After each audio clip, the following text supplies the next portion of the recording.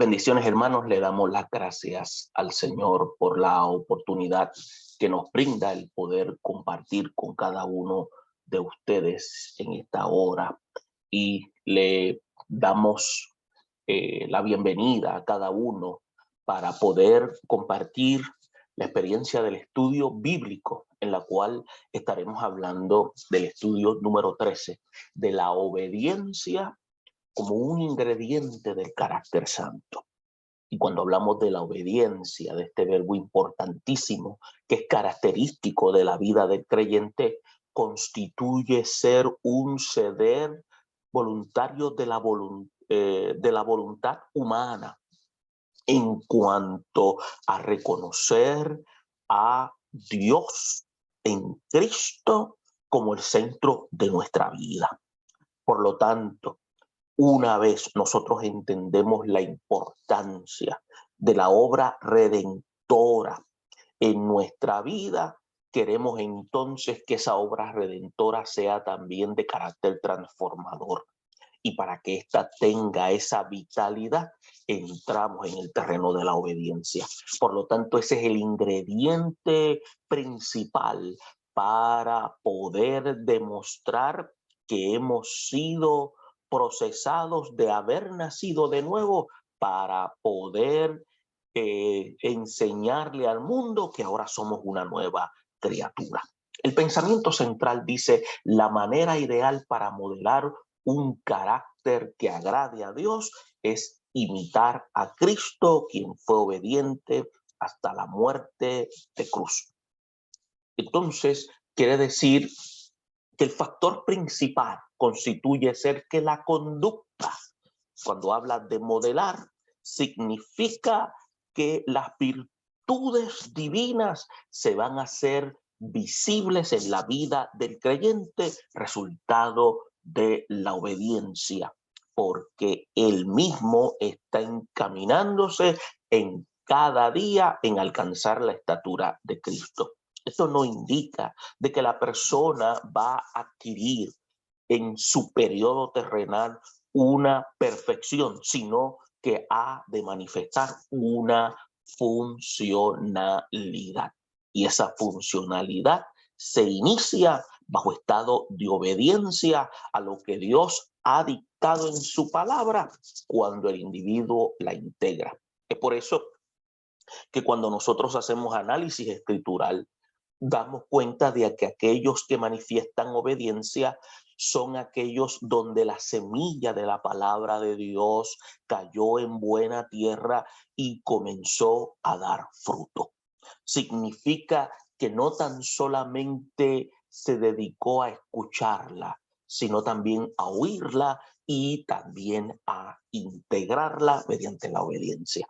Ahora, el texto áureo dice: habiendo purificado vuestras almas por la obediencia a la verdad, mediante el Espíritu, por el amor fraternal, no fingido, amaos unos a otros entrañablemente de corazón puro. Entonces, este versículo que estaremos discutiendo es parte del documento que estaremos trabajando en la carta del apóstol Pedro, en el capítulo 1 de su primer documento, en el cual los versículos 3 y 23, en las cuales dirigidas a la iglesia de Asia Menor, vamos a trabajarlo de manera inductiva. Hay tres objetivos importantes en este estudio. Vamos a poder describir la obediencia que la palabra demanda de los hijos de Dios. Vamos a responsabilizar a los creyentes con su deber de obedecer al Señor siempre y formular la conducta de reverencia a Dios que es propia de cada creyente. Tomando esto en consideración, estos objetivos, es importante que entendamos que el ingrediente principal, volvemos y recalcamos, constituye ser la obediencia. Por lo tanto, es una postura de carácter voluntario en la cual el individuo decide acatarse a lo que Dios ha indicado en la Escritura porque ha comprendido que es lo correcto para vivir una vida de justicia. Vamos a comenzar a hacer lectura de los pasajes y comenzamos a leer en la primera carta del apóstol Pedro, capítulo 1, versículo 13 hasta el 23, donde dice: por tanto, ceñid los lomos de vuestro entendimiento, sed sobrios y esperad por completo en la gracia que os traerá cuando Jesucristo sea manifestado. Como hijos obedientes, no os conforméis a los deseos que antes tenía, estando en vuestra ignorancia, sino que aquel que os llamó es santo, sé también vosotros santos en toda vuestra manera de vivir. Porque escrito está: sed santos, porque yo soy santo. Y si invocáis por Padre aquel que sin acepción de persona juzga según las obras de cada uno, conducíos en temor todo el tiempo de vuestra peregrinación, sabiendo que fuiste rescatado de vuestra vana manera de vivir, la cual recibiste de vuestros padres, no con cosas corruptibles como oro o plata, sino con la sangre preciosa de Cristo, como de un cordero sin mancha y sin contaminación, ya destinado desde antes de la fundación del mundo, pero manifestado en los postreros tiempos por amor de vosotros, y mediante el cual creéis en Dios, quien les resucitó de los muertos y les ha dado gloria, para que vuestra fe y esperanza sean en Dios, habiendo purificado vuestras almas por la obediencia a la verdad, mediante el Espíritu, para el amor fraternal no fingido. Amaos unos a otros entrañablemente de corazón puro, siendo renacido no de simiente corruptible, sino de incorruptible, por la palabra de Dios que vive y permanece para siempre. Hay unos aspectos importantes que vamos a tomar en consideración luego de haber hecho lectura de estos versículos, y son 3 puntos importantes. Vamos a estar hablando, número 1, de que debemos ser santos como aquel que nos llamó, que es santo. Por lo tanto, usted va a enfocarse entre los versículos 13 al 16, en la cual vamos a estar hablando de la gracia divina. Nos va a ayudar a desechar los deseos pecaminosos y cómo debemos imitar el ejemplo de Cristo para ser santos como Él. Es por eso que este primer aspecto constituye ser medular. Otro segundo aspecto es el ser hijos de Dios. No debe, más bien nos debe, podríamos corregir, incentivar a vivir en el temor de Dios. Y este aspecto usted lo va a ver vinculado entre los versículos 17 al 19, en donde el temor de Dios debe ser constante en la vida de sus hijos. Y querer aclarar que el concepto temor y que este asunto constituye ser ese acto reverencial y respetuoso, de seriedad y compromiso. Entonces, también tenemos que ver el precio con el que fuimos rescatados debe incentivar una conducta santa. Y lo vamos a estar viendo entre estos versículos ya mencionados. Y como tercer aspecto, la obediencia a la verdad está vinculada con la pureza espiritual. Por lo tanto, los versículos 20 al 23 nos dan a nosotros como Cristo es el medio para llegar a Dios y lograr una vida obediente. El Espíritu Santo entonces nos va a ayudar a obedecer hacia esa verdad. Y vamos a trabajar estos aspectos importantes porque consideramos que son medulares en la vida de la iglesia. Y nosotros que somos la iglesia, somos entonces responsables de trabajar en el proceso de integración a los imperativos que hace el apóstol Pedro en esta carta, que primeramente fue dirigida a los de Asia Menor, pero ahora es pertinente para la iglesia de este tiempo del siglo XXI. Por lo tanto, nosotros tenemos que darnos cuenta que vivimos dentro de una sociedad sin valores morales, donde a lo bueno se le llama malo y a lo malo se le llama bueno. Y tenemos que ver que una de las causas de ello es lo que nosotros identificamos como la rebeldía que hay en nuestro corazón. Entiéndase, nuestros pensamientos de nosotros los seres humanos a causa de la condición depravada, del pecado. Por lo tanto, sabemos que la Escritura nos indica que el pecado llega a endurecernos espiritualmente de tal manera que entonces nos desconectamos totalmente de Dios. Es por eso que el hombre sin Dios vive además en una completa ignorancia de Dios y de la provisión de la salvación. Es por eso que muchas personas, al no conocer la experiencia de Cristo, ignoran el poder del Evangelio para transformar al hombre en una nueva criatura. Pero sabemos que el cristiano es que el que ha experimentado la gloria de Dios manifiesta cuando éste da el paso de obediencia, de querer rechazar la conducta de pecado. Por entonces sabemos que el cristiano, el que ha sido verdaderamente transformado, es entonces dirigido por la persona del Espíritu Santo, en la cual viene a ser morada y en la cual va a establecer patrones de conducta distintos a todos los demás. Es por eso que la Escritura establece de una manera clara que ahora somos hijos de Dios y como el Espíritu de Dios vive en nosotros, llegamos a ser entonces participantes, como dice el apóstol Pedro en su segunda carta a los de la iglesia de Asia Menor, especialmente en el versículo 4 del capítulo 1, comenzamos a participar de la naturaleza divina. Una de las evidencias de esa nueva vida es la victoria que el creyente alcanza sobre el pecado. Ya no se conforma a los malos deseos o a los que estaban habituados antiguamente. Ahora llega a una experiencia en la cual la santificación, como fruto de la justicia de Cristo, es parte de su vida. Así que la vida cristiana no es solo una transformación inicial, sino es una vida constante de santidad. Por lo tanto, uno de los aspectos que está ligado en la vida santificada constituye ser lo que mencionamos anteriormente, la obediencia. Es por eso que el creyente debe imitar a Jesús, quien fue obediente en todo.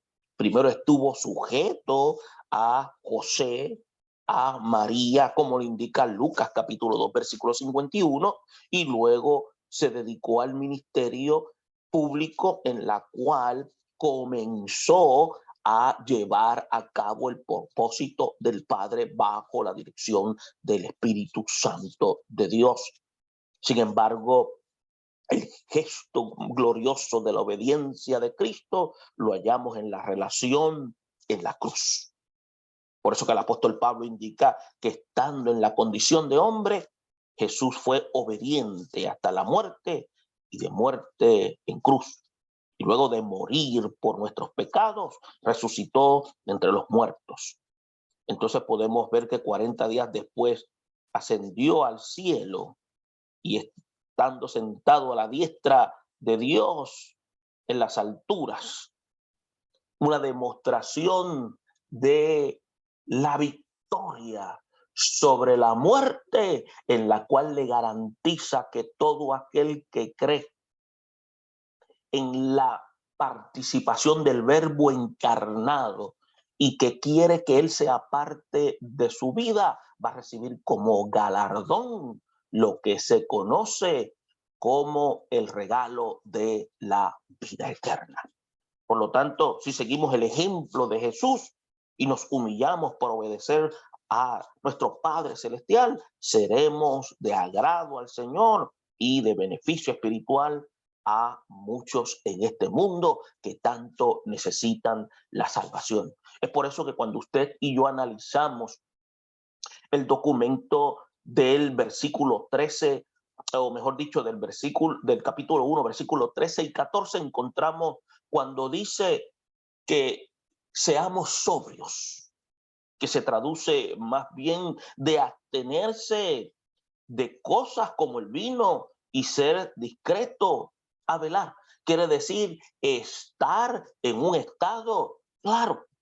Por lo tanto, cuando habla también de no os conforméis, quiere decir en la cual significa no te quedes en ese status quo, sino ahora has de manifestar un patrón totalmente distinto al que está establecido. Por lo tanto, cuando se habla en estos versículos en la cual mencionamos que la gracia divina nos va a ayudar a desechar los deseos pecaminosos, encontramos como el versículo 13 hace ver que debido a lo cerca que está nuestra redención, nosotros debemos tomar actitudes que sean acorde a esa esperanza. El apóstol Pedro lo hace de énfasis a los de la iglesia de Asia Menor porque sabía que todo este proceso de persecución que la iglesia estaba experimentando era un indicador de que ellos también estaban viendo que pronto en su debido momento también iban a ser participantes en toda su plenitud de la gloria divina. Por eso, primeramente, debemos ceñir los lomos de vuestro entendimiento. En otras palabras, es preparar la mente para actuar en conformidad con nuestra fe. Debemos liberar la mente de todo temor y pereza a fin de que podamos avanzar hacia el logro de la esperanza bendita. Es por eso que además, cuando tenemos nuestra mente ceñida, podemos pensar constantemente en el Señor y hablar de Él a otros para que sean salvos. Es por eso que usted va a notar que hay una segunda acción, y es que debemos tomar es la actitud de ser sobrios. Y esto es un llamado a el dominio propio. En verdad, los hijos de Dios experimentamos tentaciones, pero debemos portarnos de manera sobria para tomar la decisión correcta. Recuerde que tentación es todo aquello donde usted y yo tenemos la última palabra. Es donde yo determino si quiero ceder hacia ella o no. Por lo tanto, está en mí. Una vez en estado de sobriedad y reconociendo que no es favorable, si reconozco la obra que Dios ha realizado en mí, el monosílabo no constituye ser la autoridad poderosa que se convierte más bien en el aspecto que desactiva el detonante de la tentación. Por lo tanto, lo que tenemos que tener claro es que una vez asumimos la postura de sobriedad, no podemos ser arrastrados por los impulsos carnales. Y entiéndase, impulsos carnales no solamente tiene que fijarse dentro del ámbito de la sexualidad, sino también en todo aquello que puede ser atractivo a nosotros, ya sean las cosas materiales. Por tercer aspecto, tenemos que esperar por completo en la gracia que nos traerá Jesucristo cuando sea manifestado. Es que nuestra esperanza debe ser la plena certeza de la promesa de la venida del Señor. Hasta el día de hoy, los santos vamos a experimentar persecución y tenemos que tener claro que la persecución tiene muchos rostros. En algunos lugares hay persecuciones de carácter literal, donde personas cristianas son perseguidas por los sistemas gubernamentales en contra de la fe cristiana. En algunos lugares, especialmente en donde nosotros vivimos, la persecución se puede ver de manera mediática. Aunque puedes tener libertad de expresión, esa libertad de expresión simplemente actúa como un subliminal, porque a veces se te prohíbe, y eso es una manera de persecución. Por tanto, debemos alentar que la venida del Señor está cerca y que es necesario que la iglesia esté al tanto y que esto es característico y aquellos que desean vivir en justicia. Por lo tanto, el sufrimiento es parte de este proceso por la cual aquellos quieren que promover la palabra de Dios para que otros alcancen salvación. Porque el rechazo es algo que se va a hacer evidente en aquellos que han de endurecer su corazón, mientras otros han de actuar con docilidad para recibir esta palabra. Usted va a notar también en el versículo 14 que nos muestra la identidad que tienen los creyentes. Son hijos por adopción, como dice Romanos 8:15. Por lo tanto, el sacrificio de Cristo, los creyentes judíos y gentiles, en aquel tiempo podemos llamarle Padre nuestro a Dios. Ahora bien, en la cultura griega y la cultura romana era muy común el concepto de la adopción, en la cual el hijo adoptado ocupaba un lugar semejante al hijo natural, hasta el punto de tener el derecho a una parte de la herencia.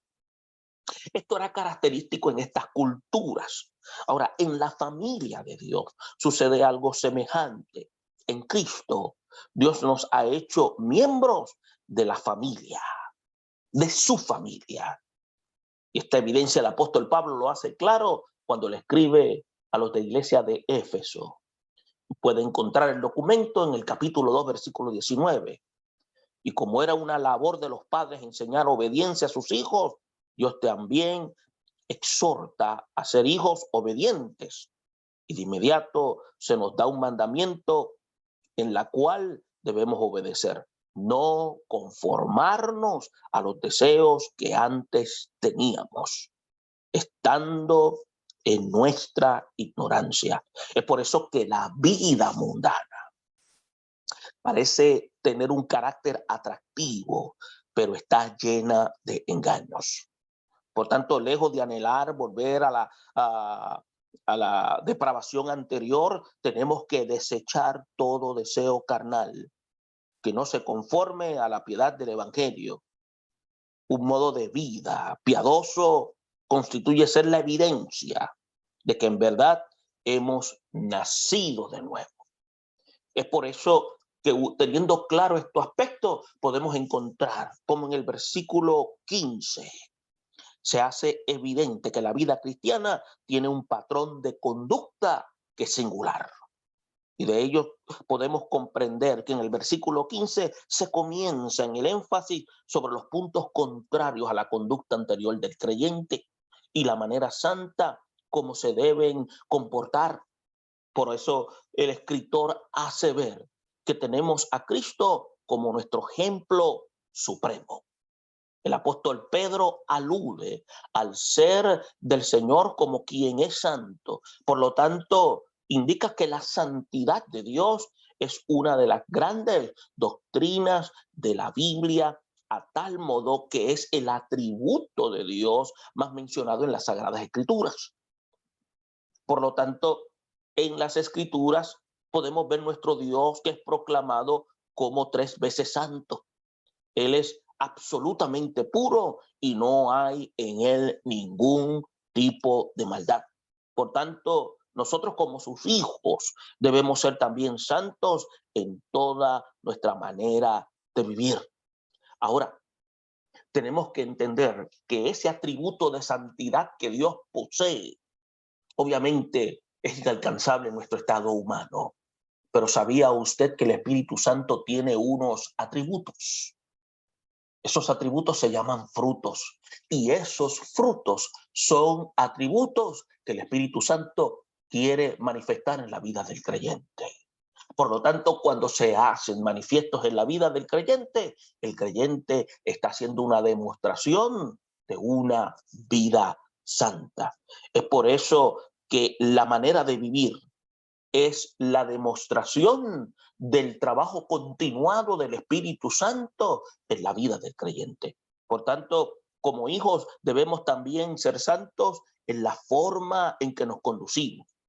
Ese concepto que Cristo enseñó en el Sermón del Monte, debemos de andar en funcionalidad.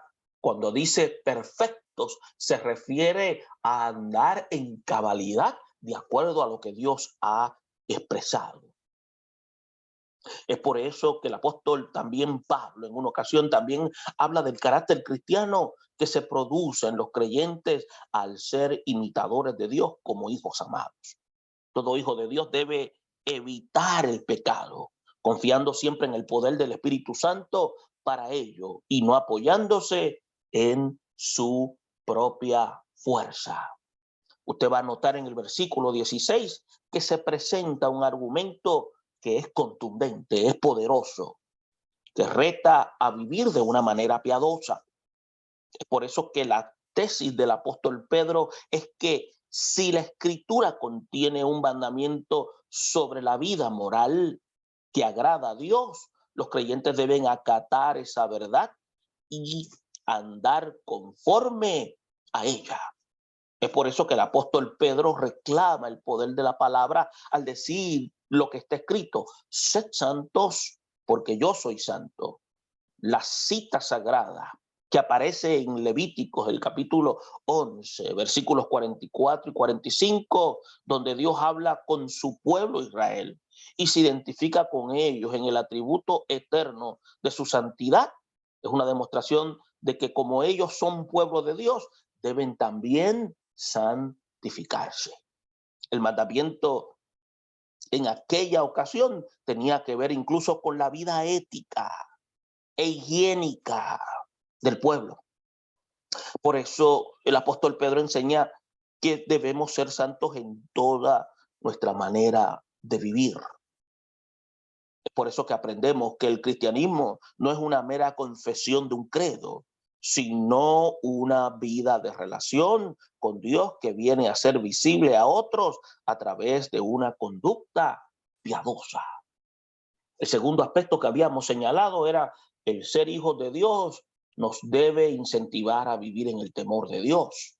Es por eso que usted va a encontrar entre estos versículos 17 al 19 una gama de información importantísima. Por eso es que cuando leemos nuevamente y dice, y si invocáis por Padre aquel que sin afección de persona juzga según la obra de cada uno, conducíos en temor todo el tiempo de vuestra peregrinación, sabiendo que fuiste rescatado de vuestra vana manera de vivir, la cual recibiste de vuestros padres, no con cosas corruptibles como oro y plata, sino con la sangre preciosa de Cristo, como de un cordero sin mancha y sin contaminación. Usted va a encontrar que aparecen dos palabras que posiblemente puedan ser choques conceptuales para usted. Peregrinación, en la cual quiere decir un estado de residencia extranjera. Implica tener una casa o una morada, pero que es de carácter temporero. Y esto se refiere a nuestra vida pasajera en este mundo. Pero también habla de corruptibles. Esta palabra, cuando se habla de corruptible, identifica lo que está podrido y lo que es perecedero. Por lo tanto, de esta raíz significa languidecer, significa consumirse, significa agotarse, significa secarse, significa arruinarse. Todo eso es producto de la corrupción. Es por eso que en el versículo 17 se presenta el privilegio que tenemos de llamarle al Padre nuestro Dios.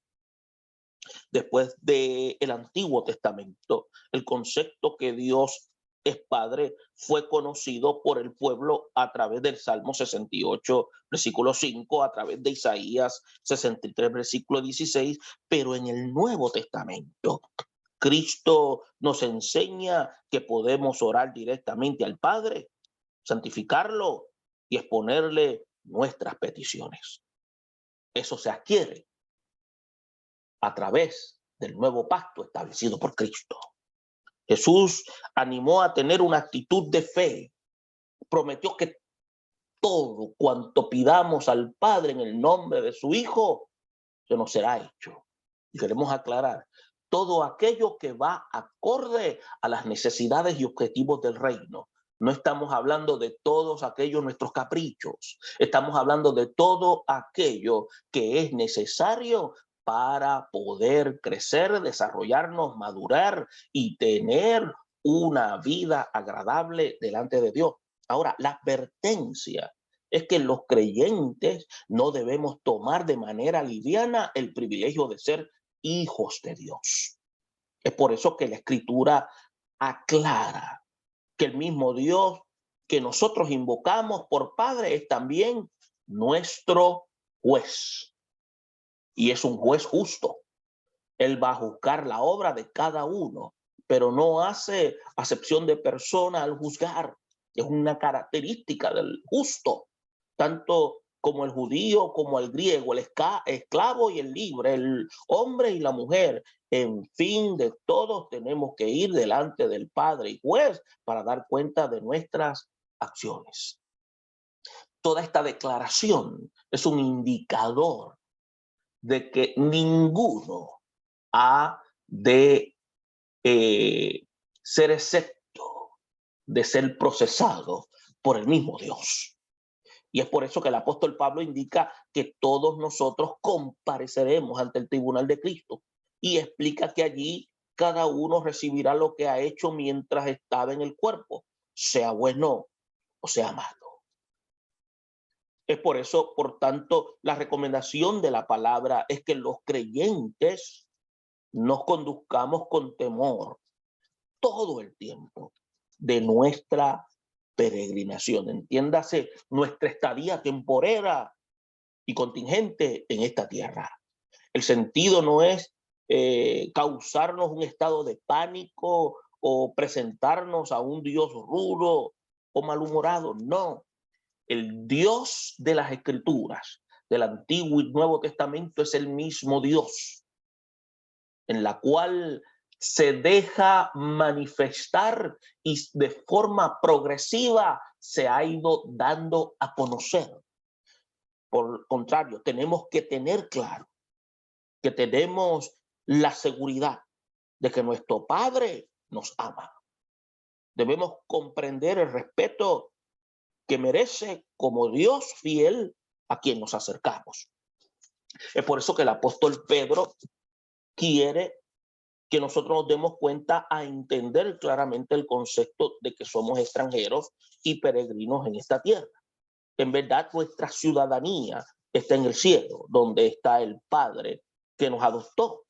Saberlo, esto ayuda a muchos a la disposición de los santos, a la consagración, a la obediencia hacia Dios en todo momento. Y es por eso que el reclamo bíblico es que podamos vivir en el temor de Dios todo el tiempo que Él nos permita vivir en esta tierra. Es por eso que cada hijo de Dios debe ser consecuentemente, o mejor dicho, consecuente en su conducta con este requerimiento divino. Ahora, tenemos que ver que el apóstol Pedro también aprovecha la oportunidad. En el versículo 18, en la cual insta a saber lo que se nos ha dado en Cristo. Y uno de los aspectos que arrastra es el crecimiento de la fe. Entonces, quiere decir que la ignorancia de la palabra de Dios es algo que debe ir siendo eliminado a la medida que vamos escudriñando la misma. Cuando el pueblo le falta entendimiento, llega a ser presa del enemigo, como lo demuestra el profeta Oseas en el capítulo 4, versículo 6. Es por eso que la doctrina de la redención debe ser conocida y apreciada por los creyentes. La palabra nos asegura que nuestra salvación fue un rescate. Así como Dios rescató a los hebreos de Egipto después de 4 siglos de vivir en tierra ajena, Dios ha rescatado del pecado a todo aquel que ha venido a Él a través de Cristo. Es por eso que debemos mostrar una actitud constante de gratitud al Señor por su obra realizada en nuestra vida. Ahora, cada uno que vivió sin Cristo un tiempo sabe que aquella era una forma de vivir vana. Es por eso que la expresión da a entender que la vida sin Cristo carece de propósito. Muchos no comprendemos la motivación correcta de la vida. Respecto a ello, entonces comenzamos a cruzar de brazos en cuanto a estados de indiferencia, porque queremos dirigirnos a nosotros mismos. Pero tenemos que tener claro que el apóstol Pedro explica que esa forma de indiferencia es una forma de vivir de manera vana, de manera vacía. Por lo tanto, usted y yo como receptores de la palabra, tenemos que entender que ahora nosotros, mediante la obediencia, nuestra vida ahora alcanza propósito. Y eso es importante. Teníamos que ver que en la carta que el apóstol Pedro escribe mayoritariamente para judíos que estaban en la diáspora, en ese lugar de Asia Menor, y aunque también habían gentiles, podríamos pensar que Pedro se refiere al fracaso, que es vivir bajo la ley, pero no. Es cierto que la ley no produce frutos de justicia a causa de la debilidad innata del hombre. Ahora, la Biblia explica que por las obras de la ley ninguno se justifica, como lo dice el apóstol Pablo a los Gálatas en el capítulo 3, versículo 11. Pero en un sentido general, Adán nos hizo heredar vanidad, pues el pecado inhabilita al hombre para alcanzar el favor de Dios. Es por eso que la última parte del versículo 18 y 19 enfatiza el precio de nuestro rescate. Dios no solo rescató para salvar, sino para hacernos suyos. Pero el costo no fue cosa corruptible como el oro y la plata. Estos dos elementos llegan a corroerse por el efecto del tiempo. Más bien fuimos redimidos con la sangre preciosa de Cristo. La sangre constituye ser el resultado del amor de Dios cuando Él mismo dio su vida, para la cual entonces da a conocer el misterio divino de que pudiéramos entrar en una comunión con el Padre. Es por eso que podemos ver que el apóstol Pedro tenía presente el sacrificio de la Pascua y el requisito que el cordero era y tenía que ser uno sin defecto.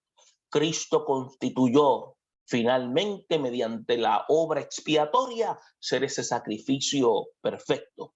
Es por eso que la sangre de Cristo constituye ser el Cordero Santo de Dios, y por eso no solo sirve para limpiarnos de todo pecado, sino para rescatarnos de todo pecado y de darnos acceso al lugar santísimo que es celestial.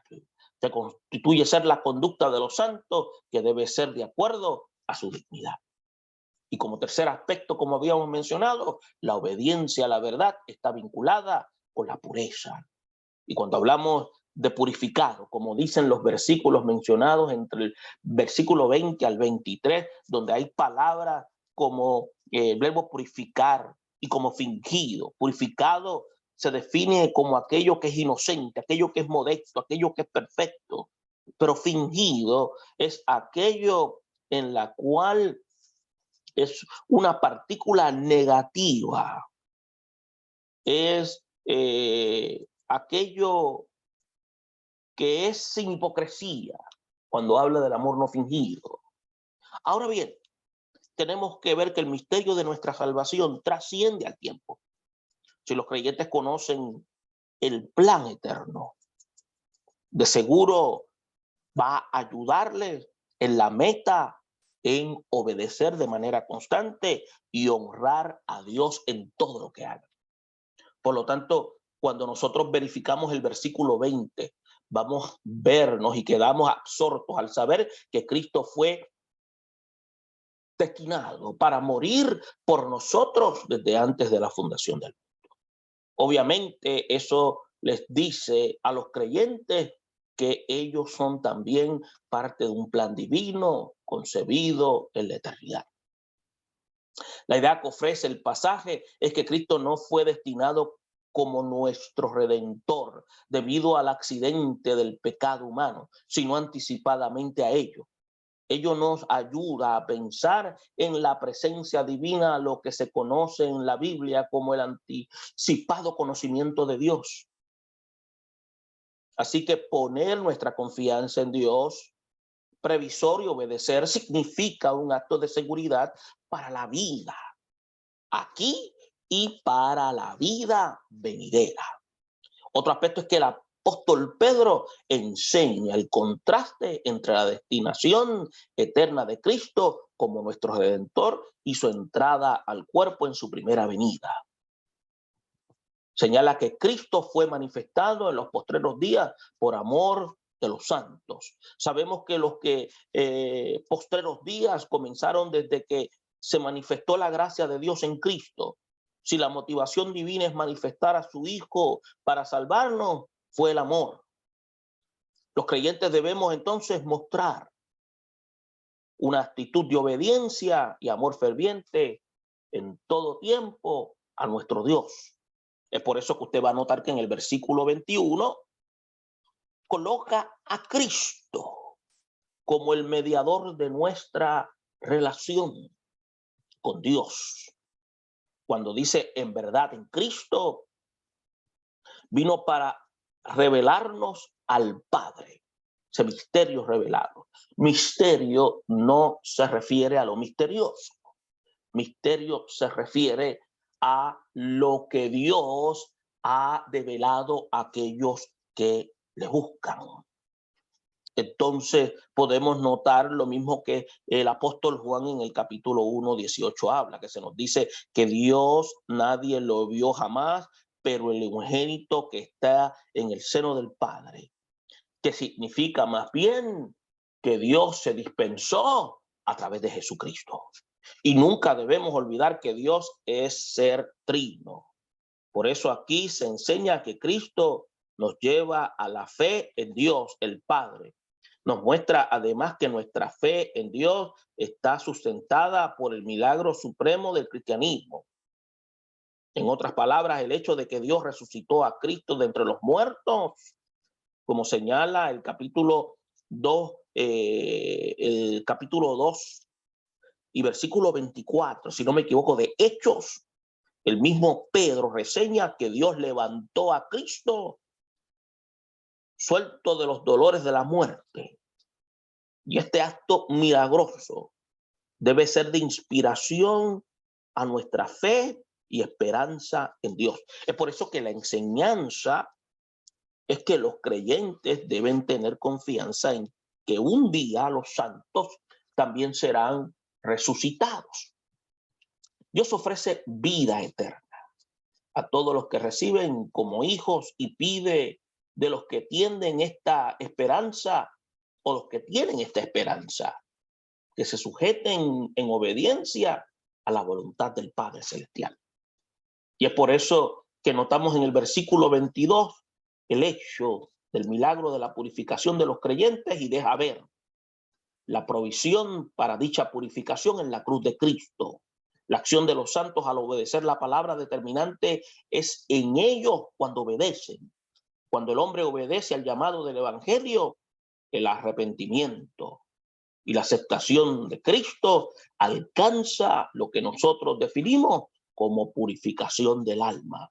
Y esto es posible a través de la obra del Espíritu Santo. Es por eso que el apóstol Pedro relaciona esa purificación con el propósito divino de que los santos puedan practicar el amor fraternal, amor no fingido. Y es por eso que cuando el alma está limpia por la obra santificadora del Espíritu Santo, el corazón queda apto para amar y demostrar el amor sacrificial de Dios.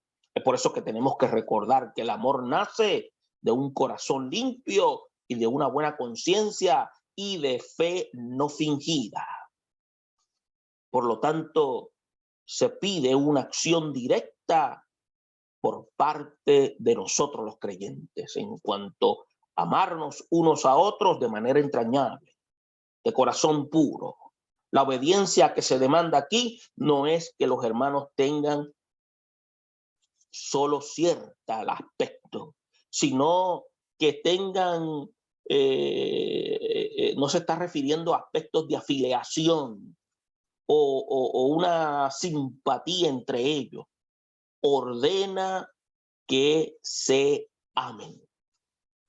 Implica más bien que aprendan a integrarse y a relacionarse con todos defectos y virtudes, pero sobre todo que resalten el amor. Por lo tanto, en un mundo tan saturado de superficialidad, los creyentes tenemos que acatar el amar a los hermanos como un orden en la cual ha sido puesto de parte del Señor para que lo apliquemos en día a día. La idea del versículo 23, como usted observa, es que el nuevo nacimiento permite al creyente vivir a la altura de los requerimientos de Dios.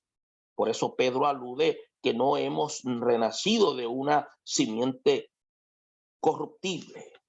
Ello se ha referido también el apóstol Juan al decir entonces que los hijos de Dios no son engendrados de sangre, ni de voluntad de carne, ni de voluntad de varón, sino de Dios. Hemos renacido de una simiente incorruptible por la palabra de Dios que vive y permanece para siempre. La misma palabra divina que llegó a nosotros cuando oímos el evangelio es que lleva fruto en nuestra vida y crece en nosotros de tal manera que nos convertimos en recipientes para hacer bendición. Si vamos a alcanzar niveles altos de obediencia y santidad en nuestro carácter cristiano, debemos asirnos de la palabra de vida, pues la palabra de Cristo tiene vida eterna. Y tenemos que entender que, como señalaba el texto áureo, que fue bien explícito cuando señaló diciendo, habiendo purificado vuestras almas por la obediencia a la verdad mediante el Espíritu, para el amor fraternal no fingido, amaos unos a otros entrañablemente. Tiene que ser uno de carácter sincero. Es por eso que Dios ha trazado un solo método como el hombre puede ser reconciliado con él, y es a través de la fe en Cristo como Salvador para demostrar un amor genuino. Cristo es el único camino. Cuando dijo yo soy el camino, lo dijo de una manera absoluta. Él no dijo yo soy un camino. Él dijo yo soy el camino. Por lo tanto, tenemos que ver que cuando se obedece así en fe, se produce vida en el ser interior del ser humano. Por esa realidad gloriosa, debemos asumir una postura firme en cuanto a obedecer la ley de Cristo, que es el amor. El que ama a Dios, a su prójimo, a su hermano y aún a su enemigo, ha cumplido, como dice la Escritura, con la ley, que es la ley del amor, como dice Romanos 13:10. Y ese mismo sentido, el llamado divino que nos urge a una vida de santidad, al temor de Dios y a la obediencia continua a la verdad. Y si esto hacemos, llevaremos mucho fruto para Dios y seremos de mucho provecho a los amados hermanos en la casa de Dios, y seremos de testimonio a aquellos que todavía no han conocido esta experiencia salvadora. Podríamos preguntar cuáles son las 3 acciones que nos mandan a hacer. Pues nos mandan a ceñir los lomos del entendimiento, ser sobrio y esperar. También podríamos preguntar qué son deseos dominan al hombre cuando están en su ignorancia. El apóstol Pablo utiliza el ejemplo de Gálatas. Estos son los deseos de la carne. Quiere decir la opinión humana por encima de la posición de Dios.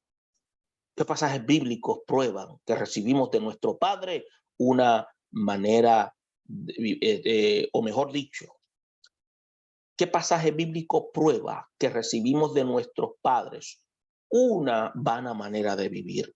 La prueba por la desobediencia de uno como Adán, los muchos fueron contribuidos o constituidos pecadores. ¿Cómo podemos confirmar que nuestro Redentor era sin mancha y sin contaminación? Cuando se habla de Éxodo 12:5, del Cordero de la Pascua, que era tipo de Cristo, debía ser sin defecto. Y como Isaías lo profetizó, en él nunca hubo maldad ni hubo engaño. ¿Y de qué manera debe conducirse los que profesan fe en la palabra de Dios? Deben vivir en obediencia a la palabra y conformar su conducta a lo que la Escritura ha declarado. Esperamos que esta información sea de bendición para cada uno de ustedes y puedan compartirla en sus respectivas congregaciones. Bendiciones.